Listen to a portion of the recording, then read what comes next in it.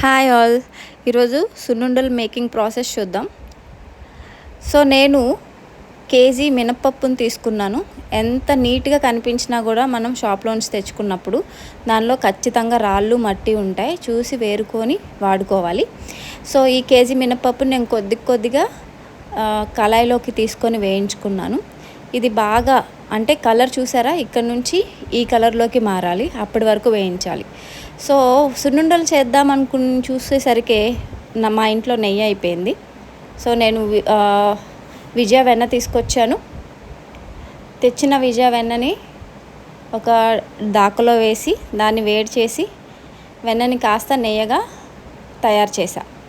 So ఈ వెన్న నెయ్యగా తయారయ్యే ప్రాసెస్లో ఈలోపు మినప్పప్పు అంతా వేడి కాస్త చల్లారింది. ఇప్పుడు ఆ మినప్పప్పుకి సో మిక్సీ పట్టాలి అంటే నాకు కొలత కావాలి. సో ఈ చిన్న గ్లాస్ తీసుకొని కొలిస్తే కేజీ మినప్పప్పుకి 4 గ్లాసెస్ ఆఫ్ మినప్పప్పు వచ్చింది నాకు. సో అందుకు పంచదార 1 గ్లాస్ వేసాను. ఇవి రెండింటిని మిక్స్ చేసి కొద్దిగా నేను మిక్సీ చేసి దానికి నెయ్యి యాడ్ చేసి సున్నుండలు రెడీ చేశాను. ఎంత ఫుడ్ పెట్టినా పిల్లలు తీసుకోరు, బట్ డైలీ ఒక్క సున్నుండ తిన్నా చాలు. పెద్ద చేస్తే అస్సలు తినరు. సో చిన్న ఉండలు చేస్తే ఫాస్ట్గా తినేస్తారు.